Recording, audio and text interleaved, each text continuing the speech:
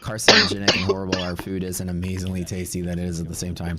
But also, you know, my favorite part is watching people eat actual Texas barbecue and just like eating like a giant, you know, rib that's like as big as their face and just like dying when they have it. They're like, oh my God, it's so good. I'm like, I'm telling you, man, Texas, we love our meat. We love our meats. So good here. It's been a fun week though with World Cup. We've been doing all kind of World Cup festivities. Actually, hung out with Brad over the weekend. We went to the Orange Walk, the fan walk that they do for Netherlands. So we did that, and it was by far the craziest. Like, I have some. Oh, I posted on my Twitter about it. There was 30,000 people there. It was insane. We had a good time, and then we went and we watched. Well, Friday night we had a cookout. We did that. That was a little bit, but this is really what it was. It was the streets. We walked from Rice University all the way to the stadium where the soccer stadium was. We made it halfway there. So we did that. Everybody wearing orange shirts. Just kind of nice in Houston because two of Houston's teams are orange. I always get so like the Dynamo and the Astros are orange. Everybody had orange shirts already. But so the streets, right, were lined with people for miles, and people just walk from one stadium to the next. So there's your. It's hard to tell because the street goes so far back, but it was like really crazy. Anyways, that was fun. And then afterwards, we went to go see a game, and there's this club next door. This is at like 2 o'clock in the afternoon, and we're all at this like dance club chilling. You know, me and Serdar, I made a joke. I was like, "Where's all the rich trading gurus at? Nobody's here to turn up." So we went to this little. They opened this little sort of watch party / dance club with DJ right next to the stadium, or not the World Cup stadium, but the actual soccer stadium. So people were just like literally in Houston. They're partying 24/7. Every club is opening up on the weekends late and earlier, and just hosting people all around the clock. You know, those European hours, right, when things don't close down like they do here. So like there's after party on Saturday that I heard about that was going on until like 6 in the morning. All these DJs at this closed down club we have that opened back up for special. Anyways, World Cup craziness, and to celebrate, Doc and I got on Kalshi for like the first time ever, just to start making some bets to have some fun. And I don't know what I'm doing. I don't know anything at all. So I logged into Kalshi, right, to do some amateur betting. And you know, so we can like have some fun, like let's pick some teams and put $20 or whatever on the game. I would put like $100 on per game. Nothing crazy.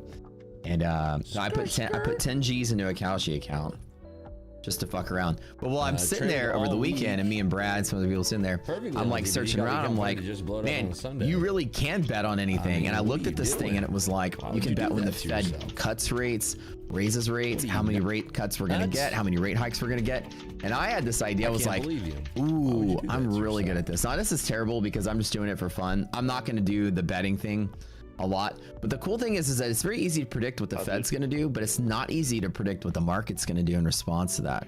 But it's so easy, literally easy, to know when the Fed's going to do something. And I told you guys my strategy, right? Clearly the Fed's going to raise rates 2 times between the end of now and next year. So I can just make some, like, you know, pretty large bets on which month it's going to be, and, you know, throw some 10-to-1 bets in there. Because right now, the old Kalshi app is like, how many rate cuts are we going to get between now and the end of the year? I'm like, rate cuts? There's going to be 0. So like I put in a couple of like $2,000 and $3,000 bets just on like Fed, just to clear out the rest of the balance. And I'm leaving the rest to dick around in the World Cup. I'm never going to do it again. But watch it be right. So like one of the bets was like, you know, when's the rate hikes going to be or whatever. And so my bet is going to be like, you know, in November. You know, because my thought is, let's think ahead, right? You know, so Warsh is Trump's guy. He's going to be like, look, we need to, I know you're going to raise rates, even though we don't want you to. We'll wait till after the midterms. And he's like, got it. So I'm going to tell you guys that the logical conclusion is in November's Fed meeting, we're going to get the rate hike. Before I buy 40%, I'm going to put a couple $1,000 or something on that. I was like, okay, let me do it. So in reality, like I'm making bets like that just to bet when the Fed's doing it and what the CPI is going to be. So remember my speech that was telling you guys that the core CPI is lagging behind the core PPI and the BPI. So it's also going to go up. So I made some exact number bets on core CPI. for the next round. And then I'm done. I'm not going to turn this into a habit. I'm such a good trader. I don't need to be gambling on random shit. But I was like, this is a way for me to actually pick when the Fed's going to do and what. So let me just burn through the rest of this balance and see what happens. So I'm like, core CPI should be going higher. Anyways. Yeah, you could bet on things Trump will say in the press conference. A horrible, like, horrible habit to get into. I definitely don't like gambling. I've only been to casino like 3 times in my life, and one of the times I just got out on a road trip to stretch my legs. I actually didn't gamble. So I've only been to casino gambling 2 times. I don't like it. I like being in control. No, never gonna. The rest of the world is raising rates. Everybody's raising rates, you know. Rob, you can bet on the U.S. government recognized aliens by this year. Oh, dude, I bet. Let's do a little game in a game on the Tradeify FIFA knockout rounds. Oh, 100%. Like, so Tradeify is having a competition right now where you can guess the knockout rounds. And whoever wins, I don't know, I guess you get points for getting it right, and whoever gets the most points wins or something. And it's free, and so they're doing a fun little event. It's like a pretty big prize for winning that thing. So you guys all make sure to sign up for that Tradeify thing. We don't have a link or anything, and it's just some kind of World Cup, whatever. But I also put some money, like I spread out my 10K a little bit. I spread out my money to make bets on who's going to win the World Cup overall. So I bet on like Argentina and Spain and England, I think. And then just to be ultra American, I put $500 on the USA, because why not? And actually a funny thing was I was making like some smaller bets on the underdog teams yesterday. So the funny joke I made with iDog was I actually bet on the Iran game in favor of Iran, but even though it was a 1-1 tie, I was betting on some underdogs because they were 4 or 5 to 1 odds, and I was like, we have a couple $100 to spend on a couple games. Let me see how it goes. And so I put it on. So I bet on US and I bet on Iran. So I bet on both sides. I'm playing both sides. You signed up for Tradeify? Okay, cool. Anyways, that was my weekend. It was a pretty good weekend. Just chilling like normal. Looks like we woke up. Market fell pretty hard. Oh, I need to update my DD bands. I mean my MHP band. I maxed out on all my Lucids again overnight, so I'm gonna be trading eval again. Like I said, man, I've just been flying with these Lucid payouts. I'm up to 53,000. It's so I passed since I got funded on the 18th of May was my first payout, and over the course of a month I made 51,000 I think, or something like that in payouts. Now I'm going into month 2 while being funded with Lucid. I already got one more payout over the weekend from Friday. So whatever I typed on, I think I'm at $54,000 in payouts in Lucid, and just the month and some change I've been with them. Took a couple weeks to get out of the eval phase and to build some buffer in those accounts. But once I did, man, I've been super cool. Like these are accounts. The account numbers are 7, 8, 9, 10, and 11. So essentially, I haven't really busted that much either. I've been on a pretty good hot streak with Lucid. Yeah, baby. 55,000 total. So these are, wait. Oh, so I accidentally traded the wrong account, which is why there's 6 of them here. Remember, I get so dyslexic when it comes to looking at Lucid's account numbers, because they're like LFE, LFF, LTF, LTE, and it like all that shit jumbles together when you stare at it. So with Lucid, like E means eval and F means funded. But when you see like all of these accounts, it gets a little confusing because you have LFE and LFF. So whenever I'm trying to organize my accounts, I just accidentally pick the wrong one. Like which one of these is eval pro, one of them's funded pro, one of them's eval flex, one of them's funded flex. Good luck figuring out which one's which. Anyways, so I accidentally traded one of the evals something. But anyways, I have 3 pros, which need to make 350 a piece with the buffer. And I have 2 flexes, which need to make 250 a piece. And that's, and this is the eval. Once I noticed I'm trading an eval next, and I closed it out early. And that's it. I bought the dip at MHP. You think France will win? I think France has a pretty good chance of winning, yeah. I think so. All right, so we got 34.47. So here's the great trick about my strategy of amassing a massive buffer and then just rolling it forward. Can I tell you guys what I did? I literally put I put some micros on MHP and I just held through it with no stop. So it even fell 100 points. I didn't even care.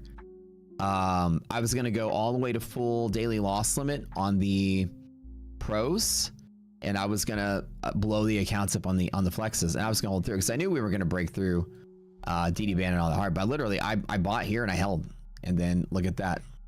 Enough micros, I could just take an immense amount of drawdown and make it back. This is my trick with props. I don't normally trade really like this, but I teach you on props. And the worst case scenario was I would hit DLL on 3 of my pros, and there's no way a handful of micros is going to lose $10,000 in NASDAQ. So I would have come in if I would have lost maybe a couple hundred points. I would have probably closed out, but just a couple of micros and went to the gym, came back, and was done.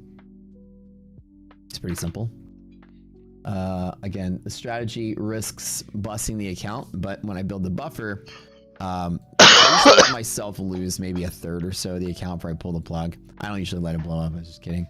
But I'll hold through a lot of stuff when trading props. A lot different than trading my real account when it's noisy. But this is like a strategy that I'm utilizing because of the whole Iran situation. And then we get the news back and forth. Apparently there was some like, we're gonna fight you if there's more threats again, right? Y'all learned your lesson the first time with Trump if you weren't around in 2018. When everybody's like, oh, sweet, there's an Iran deal. And I'm like, oh, bless your hearts, guys. I was around here in 2018. Let me tell you what it's really like in 2018, right? It was like, yay, we have a trade war with China. No, but yay, there's a deal. Like they fought back and forth about this like trade war, and tariffs on China was what Trump did 8 years ago. And even after they made the deal, every week it was like threats again. Like they threaten each other back and forth for a year. So don't think because we've signed some paperwork that Trump's done being a bully. Right? You're still gonna have that news back and forth all day. So apparently that's what we saw last night. There was some kind of threats that like Trump was like, if there's no, I don't know, you guys don't do this, then we're gonna fight you again. Then it was like that. Then it was like this. So, you know, I'm like, you know, instead of just playing a couple micros, I just need to make a couple $100. Let me just hold through whatever craziness. The way the market's crashing for no reason, like that's kind of weird. I expected it to fully be back over here. I just traded small enough to not have to worry about it. I mean, I might take 1,000 or so of drawdown on an account with 10,000 plus buffer in it. I could hold through a whole lot. And so all I need to do is make a little bit of money. So I build a buffer initial. So my strategy is my first payout, you know, you need to make $1,000 in a Lucid Pro. I'll make like 10,000, you know, between 9 and 15. I try to get the maximum amount I'm going to take out in payouts right up front. Then take the payout and then just flip it forward for like $300 a day and just get each payout and then drain the account back to zero. And that's as minimal risk, and I can just trade some micros and hold through a bunch of chop. It works so well in props. I've been milking props with it left and right. Explaining the fact that, well, up front, like I get all my blow-ups out of the way up front. You know, I bust really hard to build that buffer, and then on, I'm not blowing up the rest of the time. So that's why at the end of the journey, I'm on trading account number 7, 8, 9, 10, and 11. I'm not on account 500 like, you know, the other streamer out there, the other guys. Like these guys out there blow this shit up as a hobby. I strategically get it out of the way to make every subsequent payout super simple. So like this was in a normal trading day, I would have longed, taken a stop, and probably chose to sit out. But because I have enough buffer, I'm gonna just hit a couple micros, hold all the way to daily loss limit, which is $2,700 on these guys. And literally, look, I'm making an inverse 1 to 9 trade. You know what I'm saying? And that's totally fine with me, because you know what happens if I blow it all up? Then I got to start all over at the cost of 100 and something bucks, right? To buy the account all over again. There's very little downside risk to trading with negative R&R once you build a buffer in props. It's 100%. Two things that it gives you. Number one is you can hold through shit with the micro. Number two is after you take your big first payout, there's still, where this A is, there's still enough left for round 2 to still be able to comfortably trade. To take each payout, you take a haircut every time. But at the end, that's where it's finally back to zero. Most people will trade exactly to what they need, and then they'll take everything out, get their payout, and then they're left with almost nothing on their second round. And their first trade, they blow up, and they got to start all the way over from the beginning. So to avoid that, every time you take a payout, you're back to almost zero. I put enough buffer in it that I can literally saturate my account with the ability. I need to make 300. I can lose thousands to get it. And I survived so many of this bullshit Iran stuff with that strategy too, because I just put a couple micros, set it to max loss, and then I'm done. And that max loss isn't full port like MLL. It's like my max loss on the pro is I let DLL take over. $2,700, which means I got a 10K balance. I can do that 4 times before I bust the account. And so many times this random bullshit happens and I survive it just with a couple micros. The other thing is with the pro, with the flex, you can lose the whole thing. There's no daily loss limit on those. So what I normally do is I'll give it like maybe a third or so of the account, you know, it just depends on where I am. About a payout's worth. So like the example, these are $3,000 payouts. I might let myself lose 3,000, then cut it to make the 250. So as weird as that sounds, I'm trading negative 15 to 1, right? Negative R&R, 1 to 15. And that sounds a little weird, but in props, it's okay. I don't do this in a real account, but in props, absolutely, because I've got a huge fat in the account and it lets me survive stuff like this. And I just roll through and get the payouts. I've gone live in 4 firms this way. Now the strategy requires you to buy a lot up front, right? I put 15K or something into these Lucids to pull the 50 something out. But that is my strategy with props that allow me to do a buffer. The ones that have payout cycles, right? So if you can take like 5 payouts or whatever on every 5 days, then you're cycling through those things. I always build a big buffer up front and then I stair step my way down to the end. And I teach that in the bootcamp how you do it. Now, again, the pros are each time you take a payout, you have enough buffer, you can make more mistakes in the back end. Pro number 2 is you can afford negative R&R trades, which means you can just hold through chop. Pretty nice way to do it. The downside is it costs money up front, but it's an ROI game. I get it back. I always get it back at the end. So I aggressively trade up front to get 5 funded accounts as fast as possible. And then I pass a whole bunch of extra evals and always have some on the back burner. So I never stop for a minute. So these are all past evals as well. Except for one. One of these, this one right here is not passed. I just have it so I could trade something on stream for y'all. And if any one of these blows up, I got a funded account ready to take its place the very next minute. So I put in that investment up front so that the machine never stops churning for a minute. That's how I do it. I always traded props. Once I started trading props, I figured out this is the best way to do it. I learned early on when I was doing Tradeify, straight to fundeds, that what sucked was that when you would bust your account, you'd have to start all the way over from the beginning and then work your 10-day payout cycle, which is what it was back when I started with those guys. It's 5 now. It's 5 now, but I learned, I was like, let me just put a big enough buffer in there so I don't have to worry about, you know, starting all the way over. And for my trading style was good.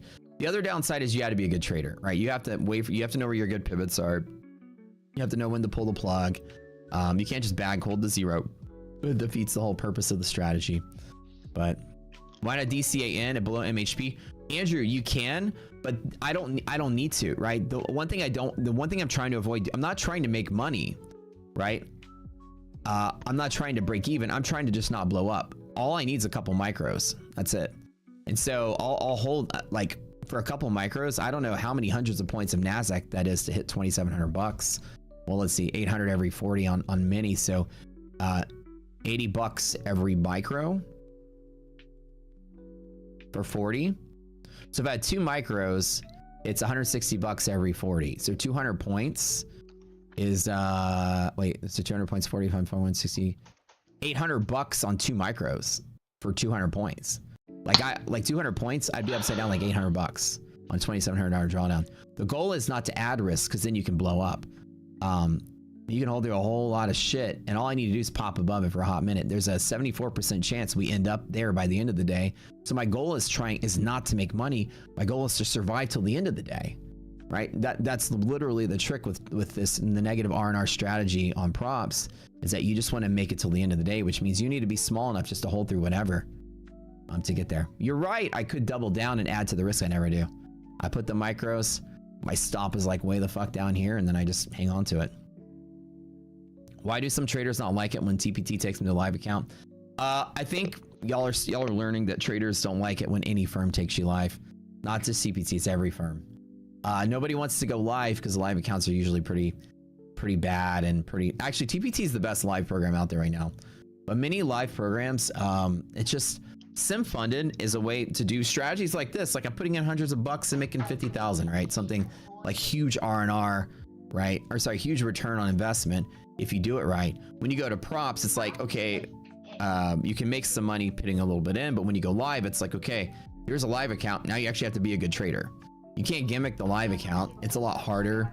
Contract limits are smaller and the size is smaller.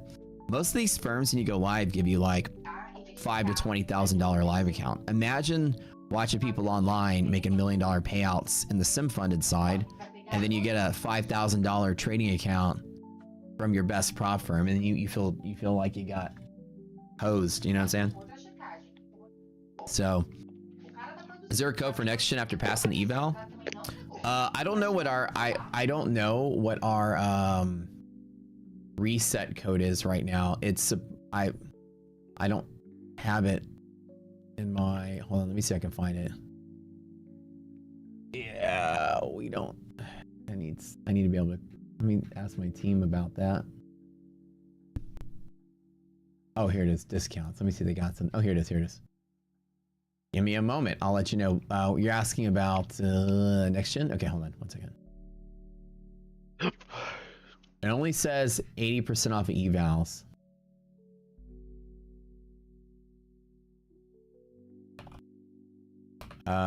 With code SCORE. I'm assuming it's still the same.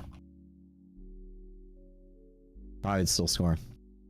Have the liquidity maps held up on what you were discussing last week? What's up, Jay Santiago? They are, right? So we're gonna have to find out. So when you bump into monthly expiration, which was last Thursday because of the Juneteenth holiday, which I think is today, right? Is today Juneteenth?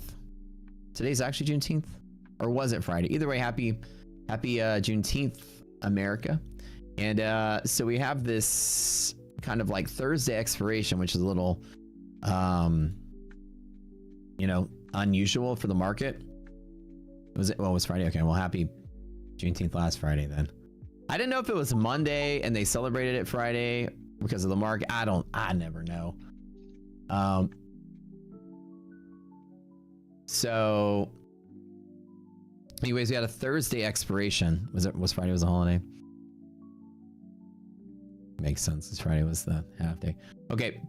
Anyways, I wrote on here that we found in the monthly maps. I'll show you really quick on SeuPaaai. We had an issue, right?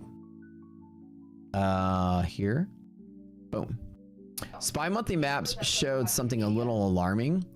Now, the interesting thing though is that up to expiration, anything after expiration may change drastically, because what we notice is that in monthly expiration, the morning after, sometimes monthly maps will change very drastically. Now, here was the alarm from last week, right? It doesn't mean I'm bearish, but it means I'm going to be hedging if this is still here today. Now, we've already broken through what I call like the iron wall of expiration. Anything after it, take it with a grain of salt, because a lot of times this bear zone that has appeared right here is pretty alarming. Well, I hate when I get like a dust particle in my freaking mouse. Feel that laser skipping around. There we go. The fact that we close in bear zone going into this week is not that good. So we may wake up today and this may all be gone. Whenever monthly maps comes out, the first thing I'm gonna do is gonna look at this. And you know, all it tells you is that the market has to get out this week or else it's gonna turn into a bear market again. So the goal is we need to see the S&P up here again, if this is still here now. Now that we broke through the iron wall of expiration, these could have just been options people bought to hedge expiration itself. So, or some kind of event, maybe hedging something else going on. We don't know. But the idea is if we wake up today, we get back into the monthly maps, we look at this and there's still a bear zone above us, then we know there's going to be a ceiling that's going to be hard to get through.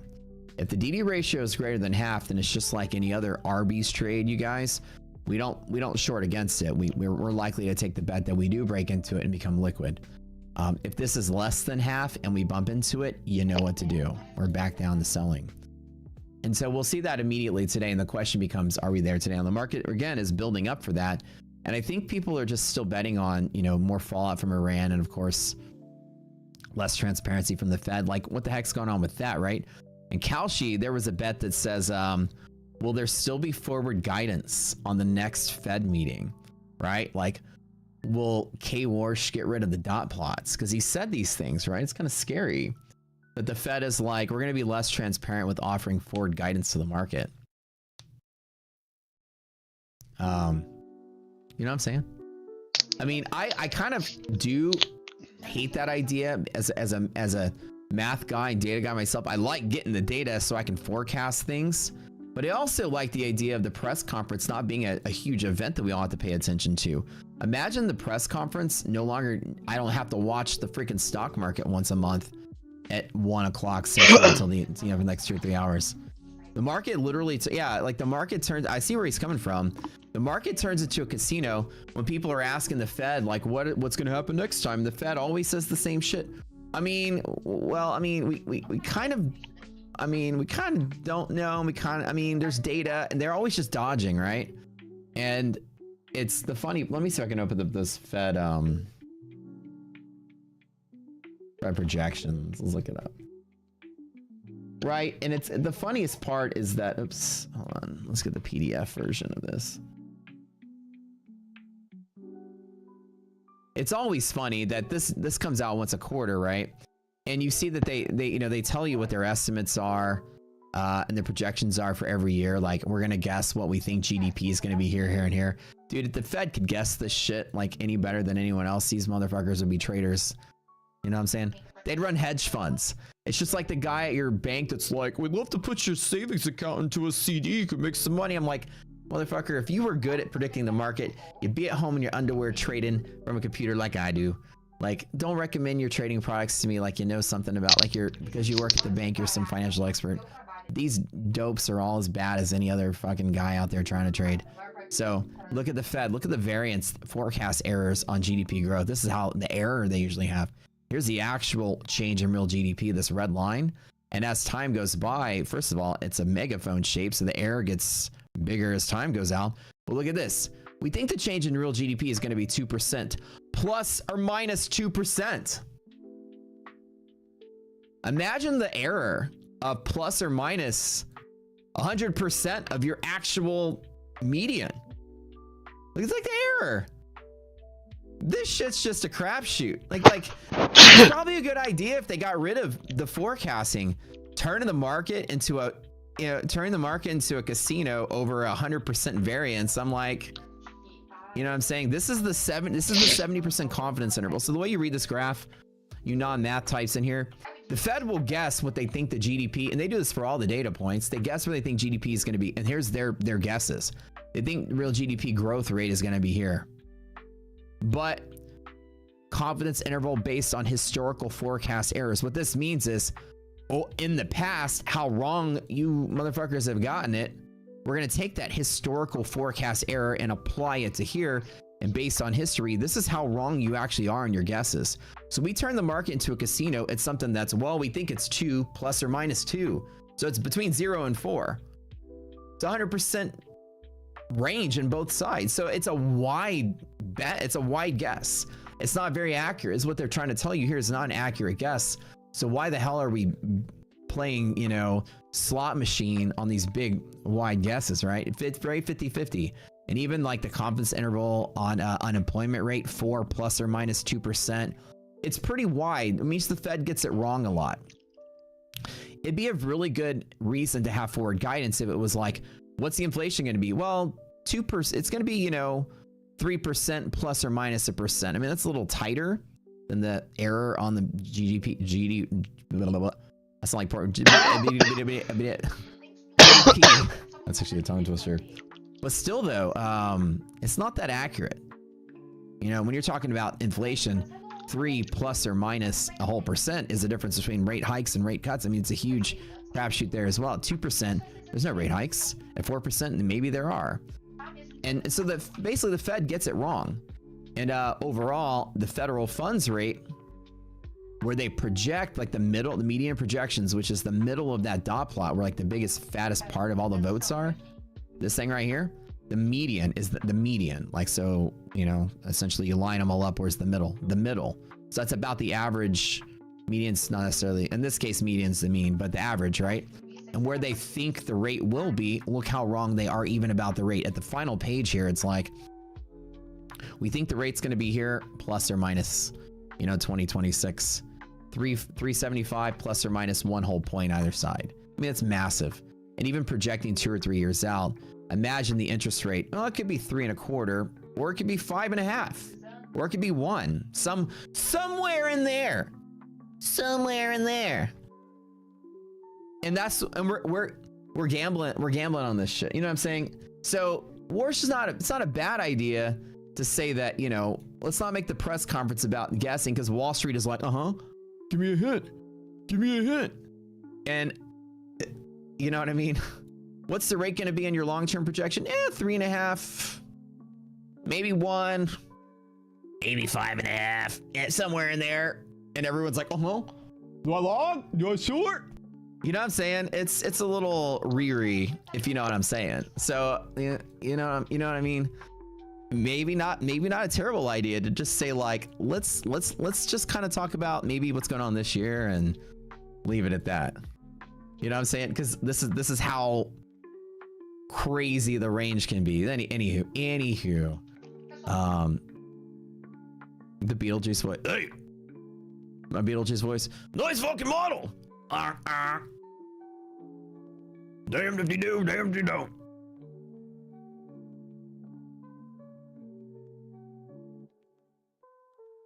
That's my Beetlejuice impression.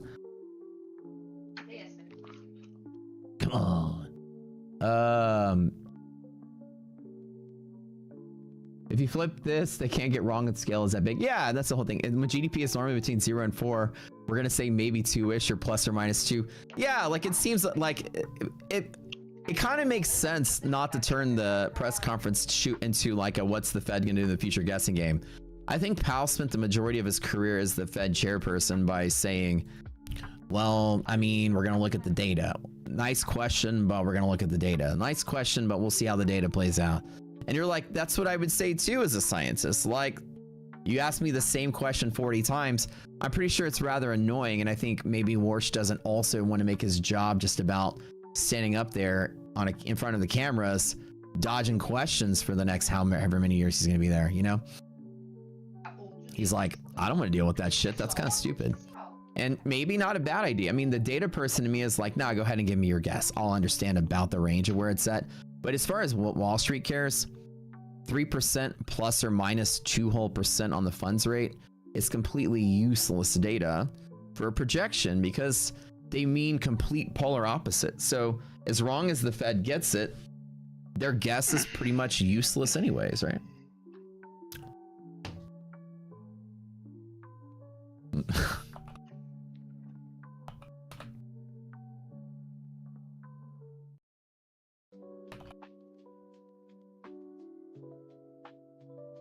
I love Beetlejuice. I miss the old school movie. I should watch it again.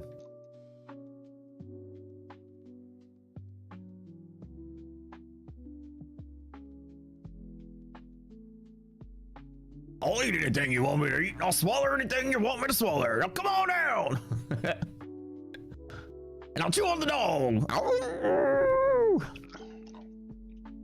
Remember he had the cowboy hat?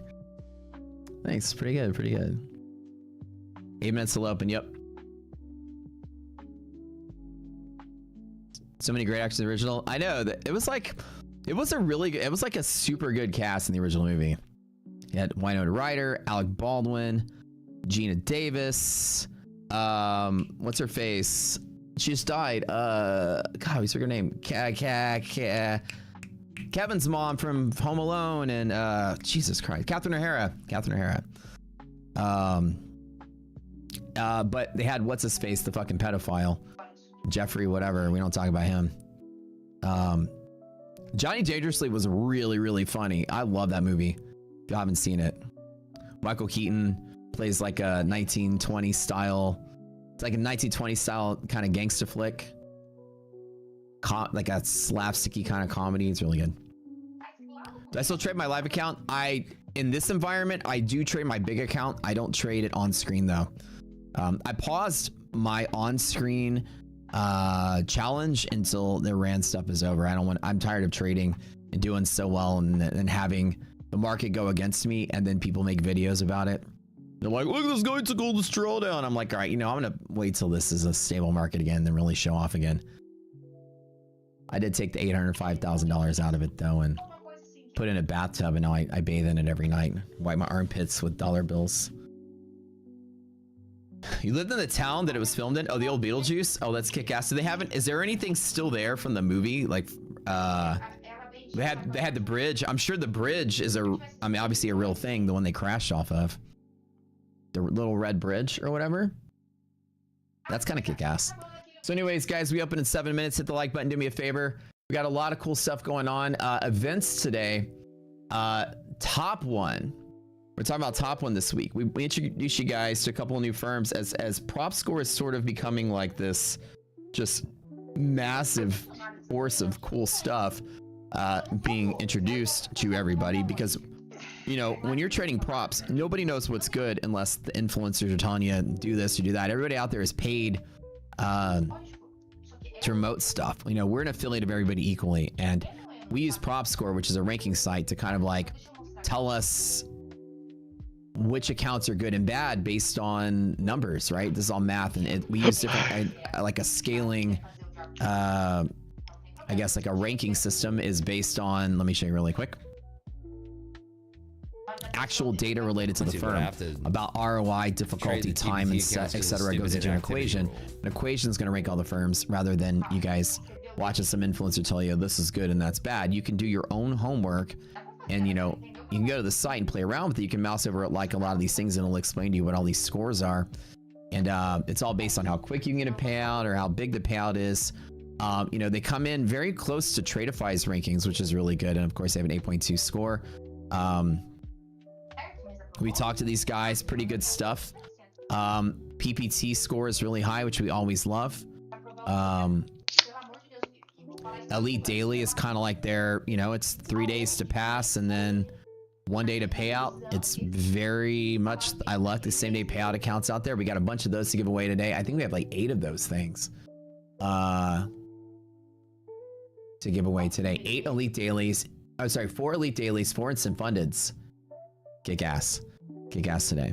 If you guys trade Tradeify, it's going to be like a very similar to the Select Daily, which we call one of the goated accounts. So I'm kind of actually glad I got introduced to them as well. I was trying to find out like which firms out there have good products and which don't. It's in that class of what we call, you know, your same day payouts, where you have your TPT Pro, your MyFunded Futures, Rapid, which are 2 day pass, 1 day payout. Then you have your Tradeify Select Daily, Top One Elite Daily, and Funded Next Bolt, which are your 4 day to payout, which are like, these are the 5 sort of like, we'll have a bunch of, you know, same day payouts that are coming. And then of course you have your Blue Sky. I forgot to put that up here, Blue Sky. This is like your elite group of same day payouts. That's the hottest type of account right now. Once you pass your accounts and go funded, you want to get your payout in same day, 1 day to pay out kind of thing. That's all the rage right now. And so all the firms that are doing that, we're trying to highlight them for you guys. That way y'all know. As a trader, I'm bouncing from firm to firm as soon as I go live. I went live with MyFunded, then I'm at TPT. I went live with TPT. Now I'm in Lucid. When I go live with those guys, I'm going to go to Blue Sky and Top. I'm going to go live in all these same day payouts. Dude, I crush it with my strategy of building a buffer and roll into payout. I'm going to do the same thing in TPT, same thing at Top One I did in TPT. Appreciate all you guys being here. Brad himself, the man, had the biggest stream he'd ever had last night in the history of streams, and a couple other streamers out there tried to park a stream in our time slot, and we got bigger by 2,000 more viewers as in return. So even with other streamers parking in our time slot that we've been commanding the lead in, we got even bigger, and we got bigger, the biggest bigger we ever got, which was a 2,000 extra views on top of the 15 Brad normally would get. I'm texting the whole time. I'm like, bro, do you see your view count? He's like, it's insane. So Brad got almost 18,000 views on his stream last night. We were getting roughly 15 something. So it's crazy. I love Brad's streams. I know. It's good. It's good. I mean, that's why I picked the guy. You should love me for it. I picked him. Okay. It's my, I chose him. Where's my credit? No, I'm just kidding. I love Brad, dude. When I saw Brad talking, I immediately told iDoc when we were watching the things, I was like, I was like, this is our guy. And she's like, yeah, I know. I think he's the guy. Yeah. There was no question in my mind when I watched Brad's video. I was like, that's our guy. And Brad was going to do the afternoon stream. I was like, no, you need to do the night stream.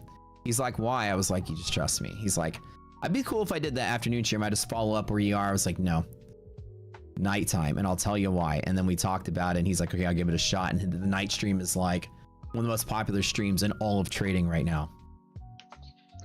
I told you. I was like, good carrots. Okay, I'm okay too. Give me some credit, damn it. I'm just kidding. Brad's awesome. Neon's awesome. Our team is awesome, man. And right now we're hiring 2 more people. So we should get an India and a India and a Europe session person sometime soon. Okay, so guys, we're opening above MHP, which is good. I've maxed out in all of my prop accounts to max payout. If you guys know, I build buffers and just roll forward into payout. The Lucid Pros, I need to make $350. These are 150Ks that each have between $10,000 and $15,000 of buffer in them. I just do the 3 days at 350 for Lucid, and I do the 5 days at 250 for Lucid Flex. So I've already maxed out all 5 of my accounts. I've made $55,000 with Lucid ever since going funded with them a month ago. These are accounts number 7, 8, 9, 10, and 11. So I show my full dashboard. You know, I'm not blowing up tens of thousands of accounts like the other streamer out there and covering it up so I don't see that I'm horrible. I'm pretty damn good at this. I show you all the full account number and everything on this thing. So these guys, I'll probably be going live soon with Lucid. And as soon as I do, my plan is to trade probably Blue Sky, maybe Top One, and maybe some of the, I'm going to try all the same day payouts I can to go live with them. TD bands are currently using Thursday's close price, not Friday. Brad, do you have the Friday numbers for me? We actually need to test that out today. Watch out with resilience out the door. We have a pretty sizable gap up. So positive resilience is just bullishness. I think it's a nice little open play here. I'm going to trade some micros. I'm going to give it a second to kind of respond. We'll see where our pockets come out to be. Mr. Darvis here. Good morning, Brad. Everything's bullish so far, I would say. If negative resilience is negative 50, negative 77, this is pretty okay. Negative resilience does have the ability to pull back, so I do have maybe a long entry to get in, but that's a really nice blast off the surface there. Sometimes it's really hard to make that opening guess, you know, and see what happens. Be very careful because these are negative, and this is negative, and that's negative. So this could be a bull trap. I wouldn't chase the screen candle like I'm missing out on something. Let me wait. Let it like play around a little bit.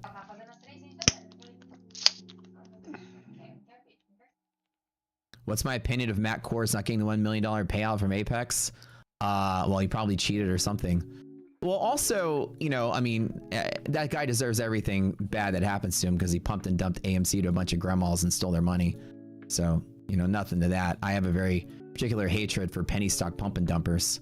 You know, that's the guy that convinced the world that AMC, a movie theater company, was a fucking stock to invest in during a global pandemic. Fuck that guy. I think I'm gonna put my retirement in AMC. It sounds like a good company. It's a fucking movie theater. During COVID. No. Nobody buy that stuff. Please, for the love of God. Well, the guy on the internet said it was good. Yeah, fuck that guy. How many people went broke over that shit? Look, I told you. Watch out for that candle. Okay, now it went positive. Let's go here.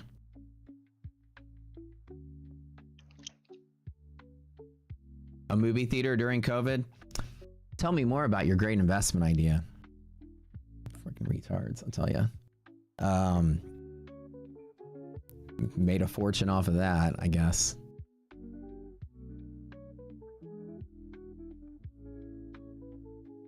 No liquidity maps? What the hell? Okay, hold on one second.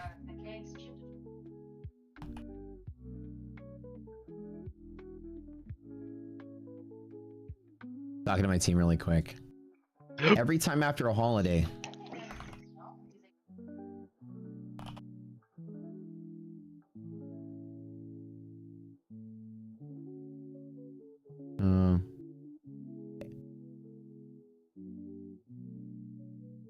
Okay, hold on. It seems like every time after a holiday we get some kind of bug. Okay, we'll chill for a minute. We trade with what we do have. Looks like liquidity maps process it down. Remember I told you guys don't chase it because of bull trap. Let's wait. With positive resilience though, down in here there could be some support. So we'll see what happens on half cap. I might tap it with a few micros if we do close with positive res and positive arm. Might be a good thing to do with just some micros. Just a couple micros. Again, I'm not super confident in it, but I need to get all my data coming through. I am at half cap with res flip-flopping. So with 2 micros, I can probably hold all the way down through here and double down with 5 and see what happens. Our process is not returning the data, so we're actually debugging that. Hit that like button, guys. Do me a favor.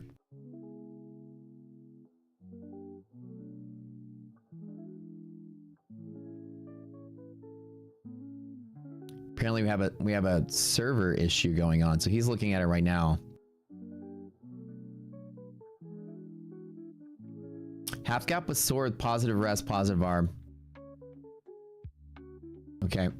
Give us a minute to debug what's going on. Let me let everybody know. Hold on, there's like a... It's actually a server outage today. Hold on. Debugging now.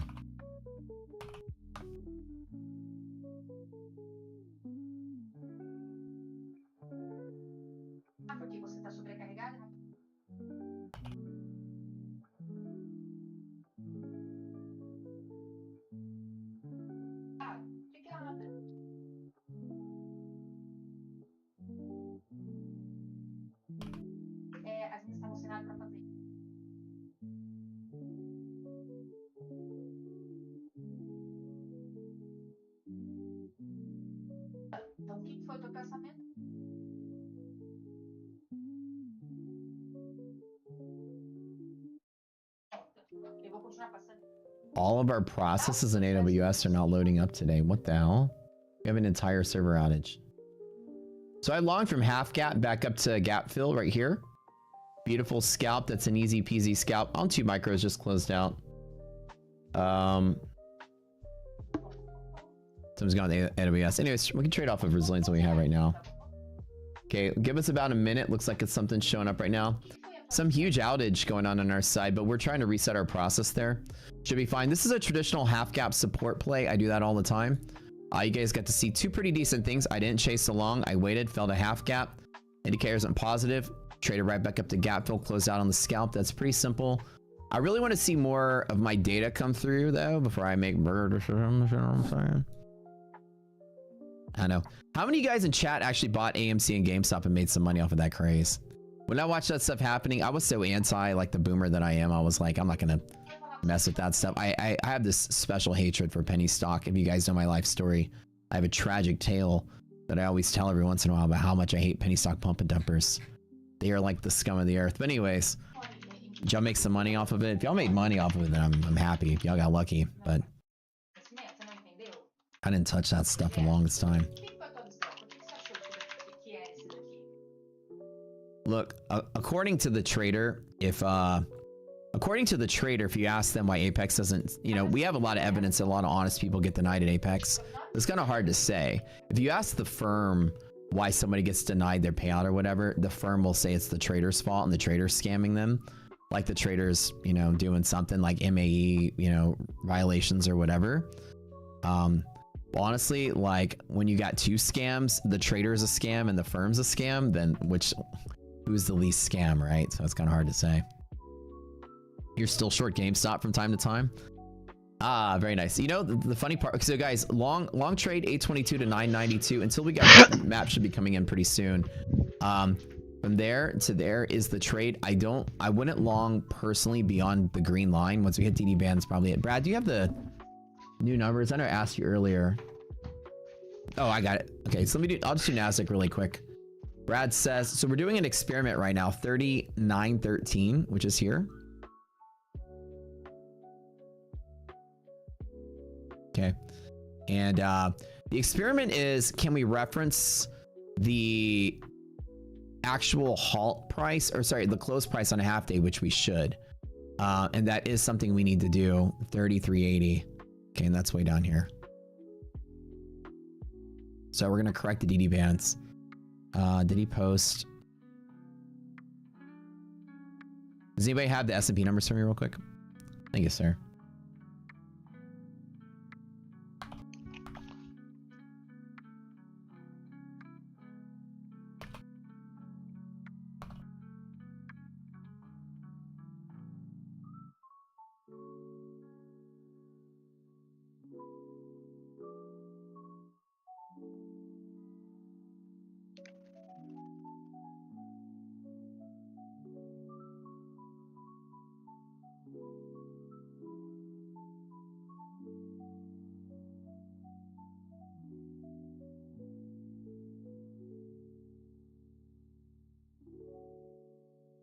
Yeah, make sure they pick that up. Okay. Nice and bullish. I love it. I love it. I love it. Man, what an easy trade. How many people here grabbed that long right out the door? How many people here? By the way, guys, we got a huge giveaway event. Do me a favor, hit the like button really quick. We've got 8 top 1 accounts to give away today. 2 Lucid Pros today. 1 TPT account today. 1 ETF account today on the morning stream alone. That's crazy. Easy. Y'all did? Y'all did? Y'all made money on the half cap even without our data. You guys are so prepared and ready to go. Woo! I love it. All right, guys, we have a tradition on the stream.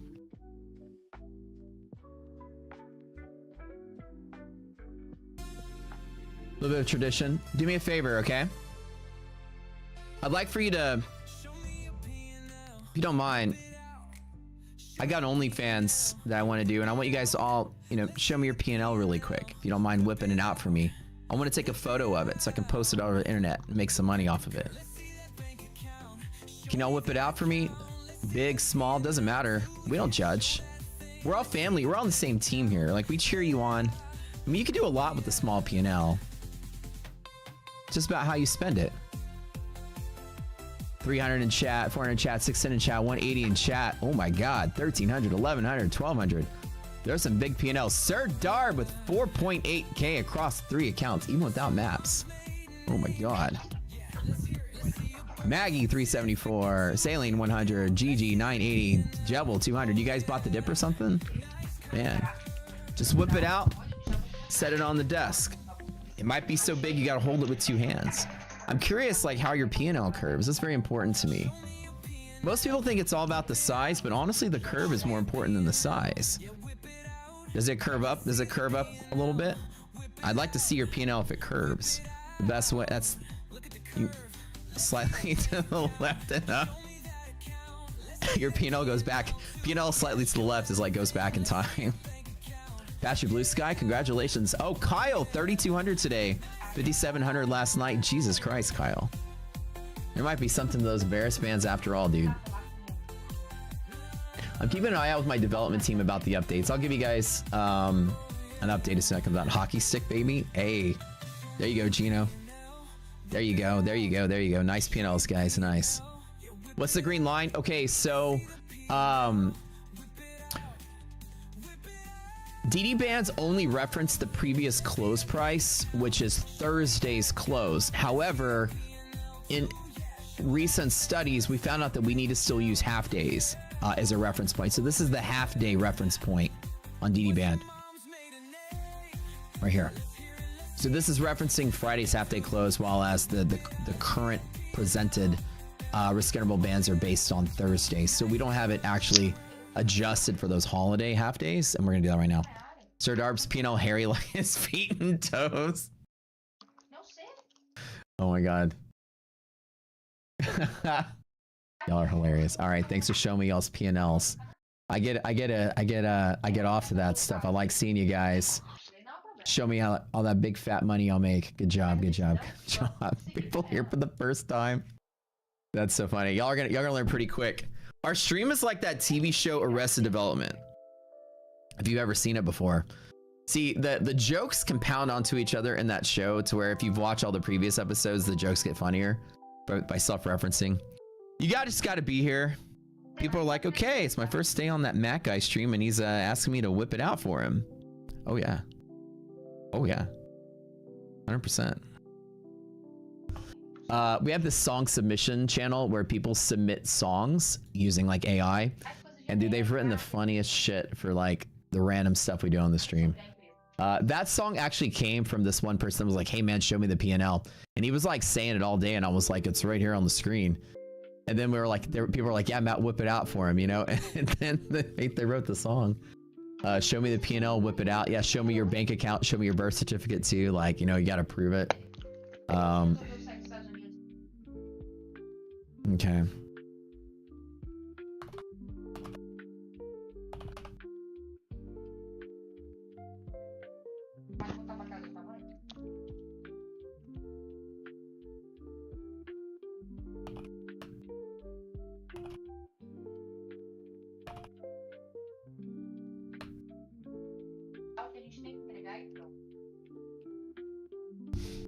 Looks like all of our instances in AWS, all the connections are failing, and I have no idea what's going on. Same buy again. With the setup the way that it is, it's even a stronger buy from here. Yeah, but the problem becomes when you do reject against the green band, that usually is your target. So with a higher resilience on the bounce, it does have the power to keep going higher. With higher ARB, higher resilience has the power to keep going higher as well. I wish we had our data. That's the one thing that we really need today, though. Be very careful. Inside of here, yes, it's still good for here. The problem is that this is such a really strong resistance. Only 4% of days do break above that green line and 96 below. So it's very likely to reject. So the trading range is basically here, with a potential dip to here. Now, if we lose this level here, it's a really far fall. So like I would not be longing anywhere below here. With the S on the NASDAQ. With the S&P, there is some justification to take a DD band, a monthly hedge pressure long here. That's a trade setup as well. As long as these indicators are positive, should be fine here and here.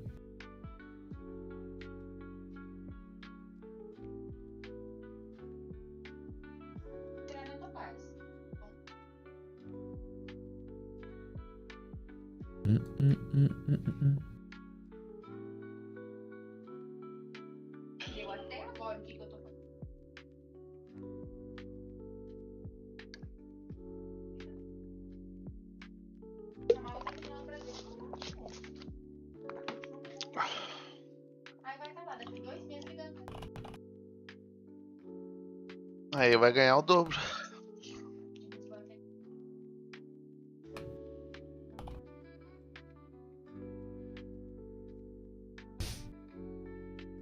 Did we lose the war again? Let's double check, right? So I told you guys I got on Kalshi for the first time this week because IDOC and I were doing some sports betting. The Sir Darb came out. We all went to the Orange Walk. You guys saw my I checked out this morning, but I'll show y'all again. You should probably take one more micro trade here at the open. I got him really bad, but let me join you guys on some trades. This is an eval account. I'm not that serious about it, so I don't have all my data, but I might as well take the trade. We went to the Orange Walk, which is crazy. There's 30-something thousand people in Houston. This is the Netherlands tradition, right? So we walked from Rice University's stadium all the way to the Houston Texans stadium, which is like a 2-mile walk. And dude, the streets were just packed with people. It was this huge parade of people. It was insane. And we went to that. And then after that, we went and watched a couple of the games at the sports bar. And then next door, there was like this dance club. So we had like, I mean, this is World Cup stuff. So, you know, World Cup's being in Houston right now. So we're having this huge event. It's crazy. So anyways, IDOC and we both got on Kalshi so we can bet on some of the games. I ended up putting like 10 grand into a Kalshi account just to goof around. And I started betting on some underdog teams. I made some bets on who's going to win. I put a bet on Spain. I put a bet on England. I put a bet on Argentina. And then just to be ultra American, because 4th of July is coming up, I made a bet. I put $500 on USA to win, even though the $500 is just as good as gone. I did it anyways, just because, I mean, like, what kind of dick would I be not betting on my own team? You're Dutch? Oh, hell yeah, Hamilton. So you've done the orange walk plenty of times, I bet, right? Oh, it was such a crazy event.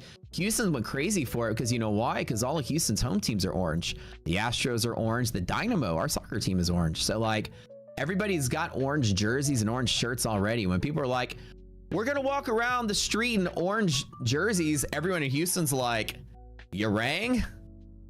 Somebody say orange? We're in. And so, dude, it was fun. It was so fun. I think, yeah, Brad had his Altuve jersey on, like Astros. So I mean, you had Netherlands football, you had Houston Astros, you had Dynamo, all marching together. It's kind of crazy. Yeah, USA beat Australia too. I can't believe we won our division. USA plays Turkey this week, but it's an exhibition match because we've already passed. So we've already won our group, which is kind of nice. Bet on the reflecting pool, the one that was built by that weird looking guy with the mustache. Oh hell yeah. So here's another scalp I did, same place. Better resilience, better ARB, so I took that. Let me cash out on this too. Again, I'm just taking 40-point scalps without all my data. That was trade 1, that was trade 2. This is pretty simple. How do we calculate the agreement? So our map should show up in just a second, guys. We just got our processes back on.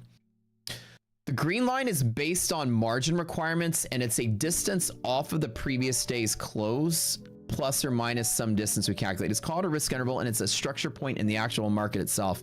In the futures market, this risk interval right here is a beautiful, beautiful number. What happens is the CME group, when they set margin requirements, they use a program called SPAN. So you guys might not know. I'll give you like a little math lesson. It's going to be boring, I'm sure, but let me tell you super quick what it is. So every single day at the end of the day, these massive hedge funds and stuff report their positions to the CME group. And they say, yep, we're long here. Somebody's like, yep, we're short there. Yep, we have longs here, longs here, longs here, short here, short here. And they take all that data and compile it, and they run all these like scenarios that says what happens if the market moves this much, what happens if it moves this much, what happens if it moves that much, and they determine which move is the least impactful to all traders simultaneously. They look at how volatility and price change will affect that whole spectrum of reportable positions. So essentially what they try to do is they try to use the margin requirement as a throttle. If they make the margin requirement bigger, then contracts are more expensive, so there's fewer of them trading. If they make the margin requirement really small, more contracts are trading, it becomes more liquid, but the problem is that there's more people trading, so it can allow the market to swing really quick when there's bad news events because more people are getting squeezed out, or more contracts are. So they use this margin requirement as a way to like throttle liquidity. They want to make the market as liquid as they can without making it too crowded in the building during a fire, and that's kind of the problem, right? When everyone can trade a contract when they're cheap, when there's a fire in the building, people can't get out the door fast enough because they're cramming each other into the door. So they make margin requirements bigger and smaller. That metaphor maybe helps you understand it. And so we use that margin requirement to reverse engineer a range at which the market operates in. And we can find very strong high volume pivots with really strong probabilities off of that range. This green line is one of those pivots. It's based on margin requirements. In our platform, there's a table that tells you this number, 68.75 on S&P. And it changes every night, 266.25 on NASDAQ. This is us reverse engineering CME SPAN program to take the margin requirements and actually reverse engineer that risk range that they settle on.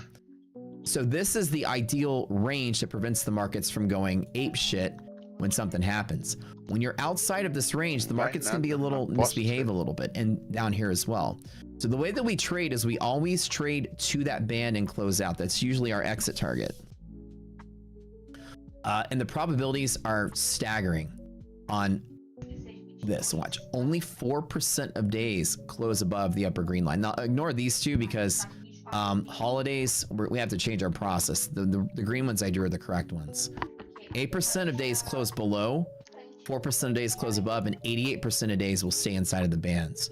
So almost every time I long off the bottom, and a lot of the times I will take short scalps off of the top, but not for reversal. Just, you see how there's been like some tiny short scalpage there? I usually try to take on NASDAQ about 40 points, S&P maybe 10 points off the band. But in a bull market, we don't short for reversal. You can short off of it for little plays, In a bull market, I will buy the dip for reversal every single time. In a bull market, I will short every time for small plays. If this ratio that's going to pop up in a second, when the maps show back up, I think the process has been restarted. So let me see if I get something here in a minute. See if anything pops up. Okay.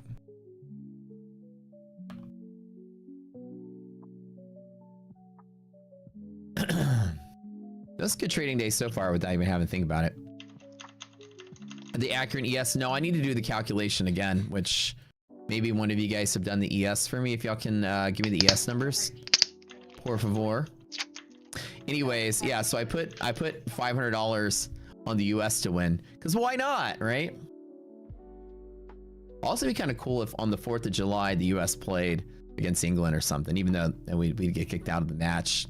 We'd get our ass kicked on the 4th of July if that was the case, but I don't think we'd beat England. But anyways, I did put $500 in US, but I also put equivalent bets on Argentina, Spain, and in England as well. So I'm kind of playing both sides of that fight.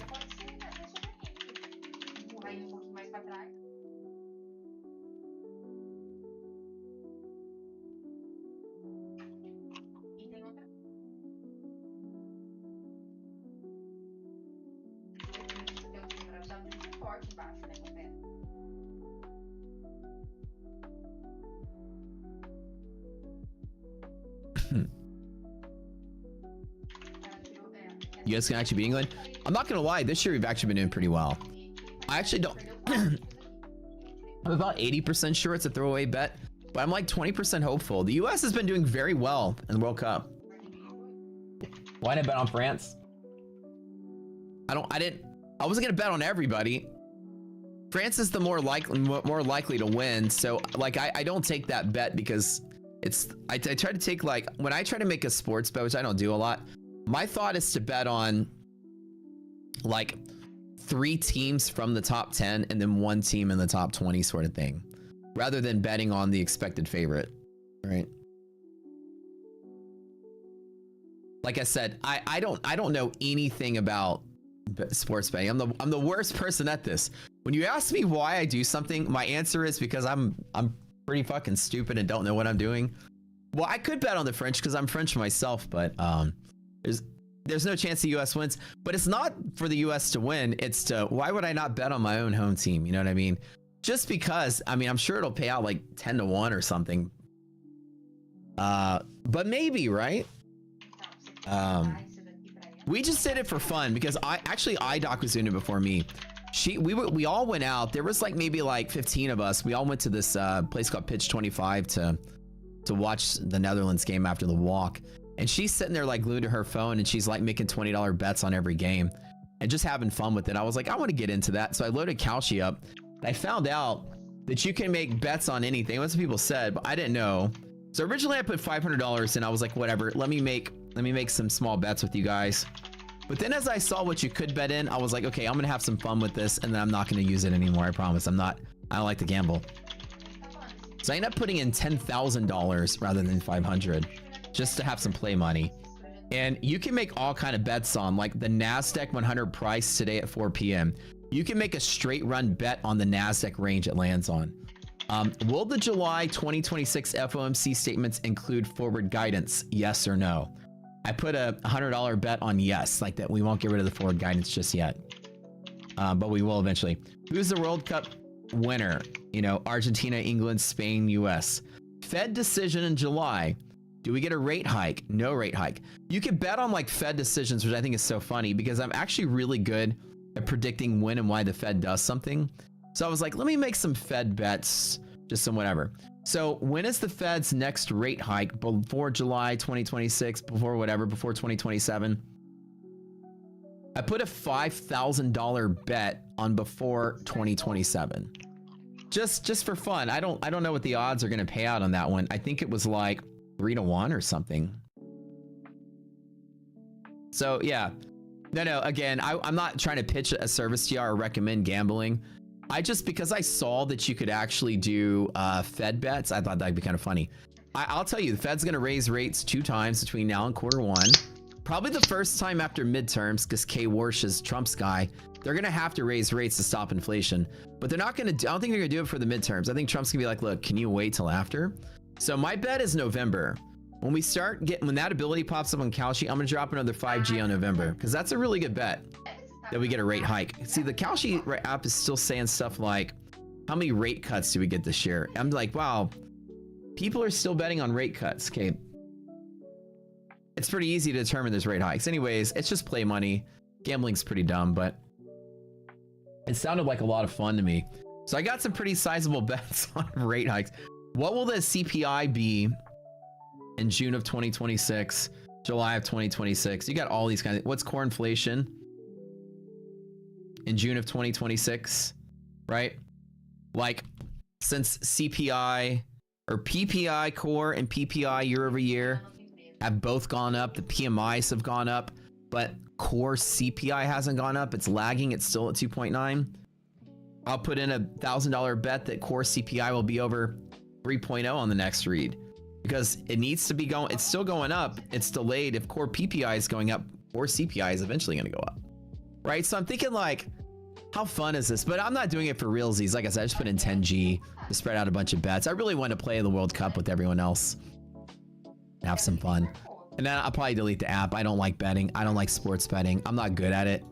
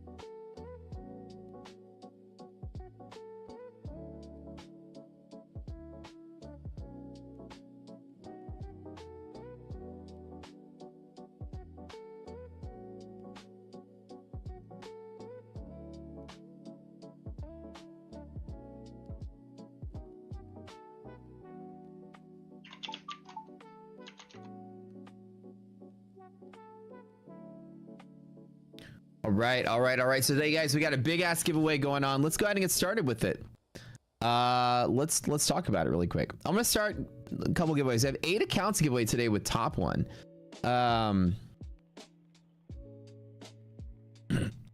me see really quick here. All right, we're going to start off the day typing Top One. Did y'all enjoy your Friday stream with me and Brad, by the way? Curious if type Top One in chat to participate. Everybody here can enter the giveaway for free. If your name is green, like you sub to our channel, you get 3 entries as a subscriber. Should I do more like duo streams and trio streams with the boys? How do I hold a trade till next level? Always get scared and X and take a little bit out of profit versus what I can get. Maggie, I always hold to next level pretty much every time because I tell myself I need to get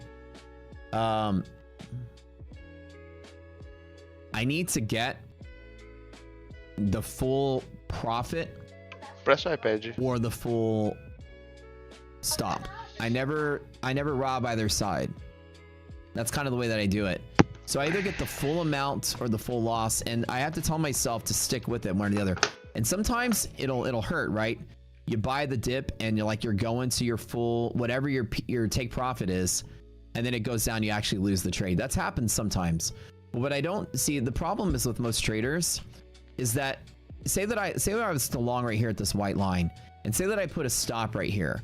When you guys are trading and you have a stop, almost every single time, right, you will hold your trade to full stop. Even more so, you'll move your stop lower. Let me give it a little bit more room. A little bit more room. And then you finally stop. traders almost universally will take 100% plus of their stop. They'll allow themselves to lose even more than they intended, but they're always so scared of not losing that they'll always take profits early and miss out. So people force themselves into taking more risk and only taking like half of their game, because what happens is it's an ego thing. Psychologically, we're so scared of losing. We want that validation every day that we're good at something. So we want to see green and lock it in. That's an ego thing. And we all have to, I had to get over that too. So most people will put themselves in a negative R&R situation because you'll allow yourself to take full stop, but you'll be too scared to take full profit, right? And that's don't say it happens. Everyone's like that happens to me too. It's everybody. I'm speaking to everybody here. It's a problem everyone has to face. And the source of it is ego. You don't like being wrong. And that's humans for you. I mean, anybody who's married, like half your fights are like, nobody wants to be wrong. You know what I'm saying? So the way you deal with it is you have to learn that it's okay to be wrong. And because you allow yourself to take the full stop, you get to convince yourself you're an idiot by not allowing yourself to take full profit. Okay. Just look in the mirror and say, you know, I'm allowing myself to take the full stop loss. I might as well let myself take the full right. And it's the funniest thing is that when you're losing to your full stop loss, you don't really feel that anxious. You just feel like a little like, oh man, it sucks. I'm losing. But when you're finally in the green and almost winning, it's like everybody gets so anxious when they're finally winning. It's the opposite of what you think. You think people would be more fearful when they were losing, but the opposite is true in traders. You guys are more fearful when you're winning. It's crazy, right? And the whole thing is that it's because you want to, there's some kind of like a release, like a dopamine hit of like, okay, good, I'm out of that. You're so nervous. It's because people don't want to lose a win that they have, but they're willing to accept a big loss to take it. Allow me to introduce you to a cool little case study that somebody did a long time ago. So I don't remember who it was, but it was such a cool thing. There's a street and an intersection, okay? Humans love instant relief more than anything. I can't tell you anything more. And somebody set up this thing, and they found out that like when you jaywalk, you're like, I don't know, 10 times as likely to get hit by a car than if you walk at the intersection. And they counted how many people like would just cross the busy street, right, dodging cars, rather than take an additional, 20 seconds to get to the intersection, wait a minute, then cross safely.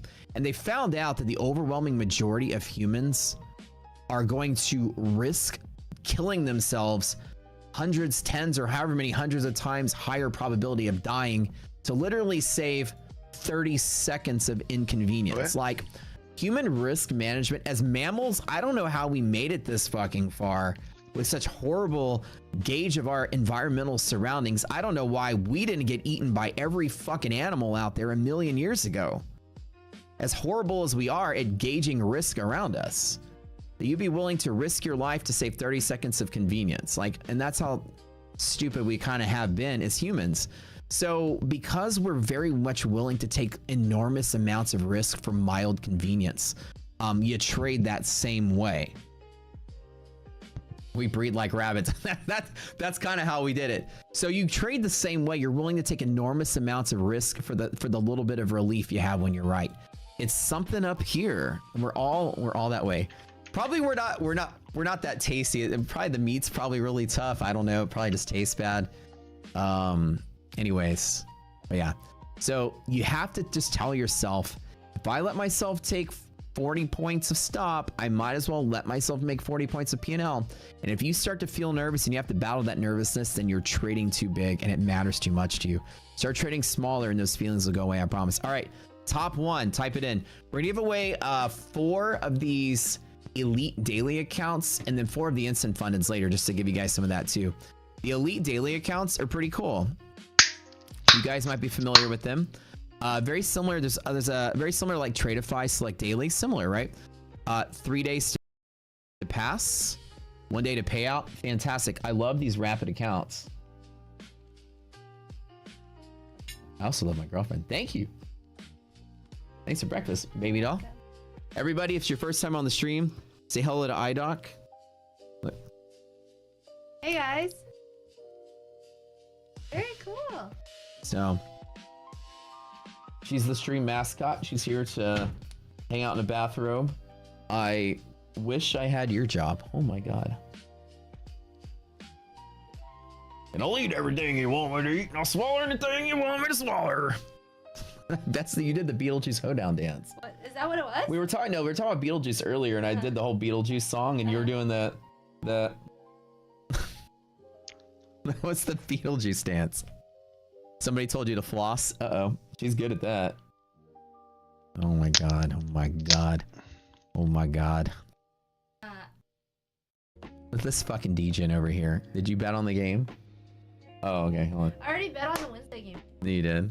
It was my mistake. I'm so sorry. Oh my god. She got us both into gambling now. This is crazy, dude. We're screwed. We're screwed, man. Oh my god. Guys, looks like market's still holding a little bit of bullishness. I think we're gonna go probably like slightly higher highs, which is pretty good. This is good. This is good. Yeah. So see how I told you guys earlier, higher highs was appropriate at that point. Even with limited indicators, most of our stuff is down today. If you guys are tuning in for the first time, we have a big server outage, so our liquidity maps didn't pop up. They're working on it right now, and we have the process. We might be able to get it within the hour or so. But anyways, to top one, right? Very, very, very cool. Prop score ranks them at 8+. Anything above 8 is considered a good buyer site. ROI is good. PPT off the charts. The elite daily, which is the ones we're giving away now, is a 10.0 on price per time in market. Same day payout, right? So these are some of my best favorite accounts out there. My favorite firms I've traded with were like, I haven't traded with these guys yet, but I'm about to. My Funded Futures has their rapid, which is same day payout. TPT has their pro, which is same 1 day payout, right? Same day payout. Blue Sky has their same day payout. So they have a similar product as well. And when I go live with the firm and I got to move to another firm and move to another firm, this is next in line for me. I love the idea. It's pretty simple. It's pretty straightforward. 3 days to pay out, 40% consistency. There's a small DLL, but it's manageable for what you're trying to get. The PT MLL ratio, especially on the 50K, is a 1.5. Anything less than 2 is pretty goated. And then of course 1 day payout, which is kind of nice, no consistency, but also a small DLL. Pretty straightforward. Let's do some giveaways. I'm gonna spin the wheel, you guys. And we got like 4 of those to give away. So let's give away 2 now and 2 in like another 20 minutes. How does that sound? Does that sound good? All right, you cowpokes. I'll be a huckleberry.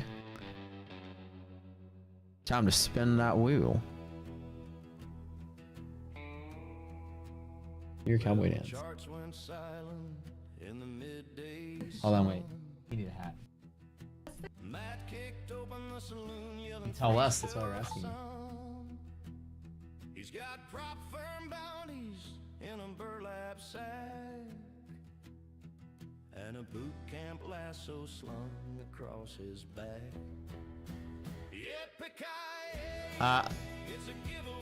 Somebody said that you can clear the buffer during the same session. And you can clear the buffer during a session and eligible for whoever wrote that message. It's like maybe a little bit plain English, please. Você tirou ele pra sair ontem.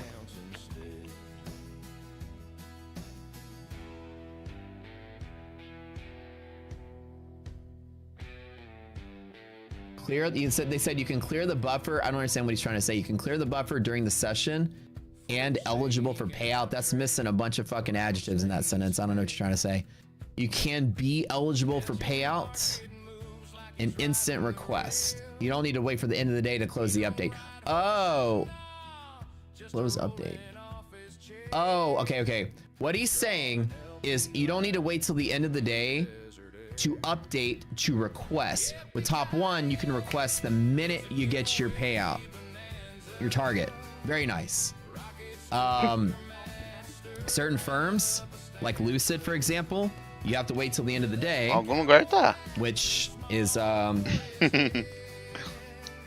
1 allows you to take your payout the minute you clear the buffer. An instant request. Can it make it out of this valley of despair? Cool. And My Funded Futures doesn't even have that either. Very cool. SPs are getting cooked. All right. Spinning the wheel. Said, this is a perfect break and retest. Oh, it's Otis. What's going on? Otis with the break and retest. You're not betting on the weather now, are you? There's your 30s. I'm catching her looking at a weather app over here. Are you betting on weather? I'm gonna take your phone away from you. It's not gonna go. No, we're not. We are absolutely not. It's certainly not gonna go. We're just we're just becoming like crackheads for sports gambling. Oh, because the World Cup is how we got it. I was counting on you for that call. I was counting on you. I was barely looking at the charts. You're like, oh, break and retest at your level. I was like, oh, fuck. Stew goats in the house. Dude, are you betting on? I'm like, are you looking at hurricanes? We gotta get in this thing before I just got a weather app up. I'm serious, dude. It's like that episode of Always Sunny in Philadelphia where Dee and Dennis get addicted to crack. Did I make you watch that one? I look at charts or chat. Y'all remember that episode? That's why I gotta not. They wanted to get on welfare, so they decided to prove that they were smoking crack. Then they got addicted to crack. It's probably one of the funniest episodes of that show. Say things in chat if we're not sure of them. I literally just pulled up the chart. And he's like, oh, what's the odds on that? I was like, oh, on the return if I'm just kidding. Fuck. God damn it. Bet on Colombia winning the World Cup. El Nino's supposed to be wild this year. It's been raining like insane at our house. It's raining almost every day for the last couple of months. I mean, every other day it's just raining. God. Yeah, we have World Cup promo. Absolutely the wrong call. All right, so when your name is drawn, just say something here. I literally didn't even have the charts open. That's fucking hilarious though. That literally could not have been a worse call. That was. Look at that. Tokenizing the stock market, Dylan? Wait, are there talks about tokenizing the stock market? As much as I don't know about how that works or what that even means, how would you tokenize the stock market? A share of stock is a tangible item. So how would you tokenize the tangible thing? Like, I'm assuming you put it to the public ledger or whatever. I don't know anything about how this works. So you have to tell me how it works. Like, what happens Então você é o alongador, então. that people have that are like on paper, right? Então, eu tô shortado no Bitcoin, filho da puta começou a subir. I know nothing. O maluco do Rips alongou o topo e se fudeu. Ah, não, Rips não dá uma dentro. Ele vai dar uma dentro quando a gente ganhar uma mesa. E olha lá ainda, que o Lip ganhou uma, a Patrícia ganhou uma e não recebeu. Nem quando nós ganha, nós ganha. Nem quando nós ganha, nós ganha. Assinado SeuPaaai. It could possibly sell off from here, so Ontem foi dia dos pais aí, né? No more upside. Foi. Failing a breakout Então, and the trading onde below seu the band pai? can be Estados Unidos, na really, Flórida. really long drops, so be very careful today. O Brasil vai jogar aí agora, quarta-feira, né? Vai, papai. I would personally Querendo ir, mas tô querendo e não tô querendo. Tá caro pra cacete. Tá, então, tá, mas aí eu conversei com um amigo meu esse final de semana e ele tinha um amigo que foi no jogo lá de Filadélfia. Aí ele falou que as pessoas que comprou o ticket pra revender, tipo assim, mais caro, tem umas que não conseguiu e eles estão vendendo no estádio pelo valor, tipo $500, entendeu? Por $500 vale muito a pena, mas na minha situação, nesse momento, vou falar pra você. Às vezes tá num preço bom, mas não é a hora, né? Então, se fosse, se der, deu, se não der, não deu. Você tá, então também assim, chegou num ponto que tá mais fácil ir em outro país do que ir aqui como é que fala? No quintal de casa. No quintal de casa, essa era a palavra que eu queria falar. Aqui, ó, a Banco da América espera que o Federal Reserve aumente os juros esse ano 3 vezes. You can own the token, you can own the real thing. Collateralization is another crucial aspect to consider. To true value of any Não, acho que vai ser a próxima, você sabe, ou Gustavo? Próxima Copa do Mundo? Ei, cara. Já tem os países, vão ser 3 também. Vai ser 3 então, Quando acontece uma As duas próximas já estão escolhidas, eles já deixam pra... Se eu não me engano, vai ser na Inglaterra, pra aquele lado lá. Eu posso estar errado, mas eu acho que vai ser pra lá. No, so I use a standard invalidation range that I use. It's the maximum. There's 3 rules here. It's the maximum. 2030 será Espanha, Portugal e Marrocos. Aztec perspective. Então, Espanha, Portugal, Marrocos. Não tem na Marrocos. Que risada foi essa daí? What arbitrage says. Amigo, Espanha, Portugal e do nada entra um árabe no meio. Só Mas é certinho, né? Atravessar. Às vezes tá... só atravessar ali embaixo. às vezes tá do lado, né? É, pertinho, pô. Não, é pertinho, mas não quer dizer que seja seguro. Tranquilo, mano. Oxi, por que não? Fih, se você veio pros Estados Unidos, pode ir pra qualquer lugar. Tá tão ruim assim, é? O quê? Não, não é ruim não, mas tipo assim, Estados Unidos é Estados Unidos contra o resto do mundo, então tipo assim. Exatamente. Se for algum lugar pra dar merda, seria aqui. Tiver que ter um atentado, realmente é no Estados Unidos. So the S&P by that current standard is 10 points normal. Até porque, né, os Vingadores só tinha guerra aí. Não tinha guerra do reino. 16 points of invalidation. Marrocos é de For boa. example, 915 all the way up to 971. It didn't count as a break. This is still the expected range of the volatility. The green line is the actual DD band based on. Mas esse negócio de ficar dividindo Copa num monte de país, isso é bobagem. Uhum. Mas não só e acabou. Ah, mas o país não tem dinheiro pra fazer sozinho. Então nem deixa pra quem tem. Recall issued assets in the ledger. Okay, that's kind of cool. You have your seed phrase stored physically in several locations, even if the house burns down. Portugal vai ser lá e nem Cristiano Ronaldo vai jogar. What a seed phrase is, right? It's like buried Mas treasure é porque ele vai se aposentar, né? Ah, mas o mundo não vira em volta do Cristiano Ronaldo, não. Sim, eu tô dizendo. Sim, mas você não tá entendendo. Eu tô dizendo, o craque do país não vai estar mais jogando. É craque, mas a seleção inteira tá contra ele, então esse craque aí tá também cracudo. O inimigo deles são os caras que jogam com ele. Todo mundo achando que a seleção ia jogar pra ele, ia fazer que nem a Argentina faz pro Messi. É isso que eu ia falar. Se eles jogassem igual os argentinos jogam pro Messi, O Ronaldo tava no... Mas ali só tem traíra. Não é não? Muita sacanagem, né, velho? Muita sacanagem. Muito, porque perde todo mundo. Os caras são burros, na verdade. Literalmente. Eu não sei se ele carregou na Europa Copa, na que eles ganhou. Mas ganhou, entendeu? Aí agora vai fazer esse bafafá todo.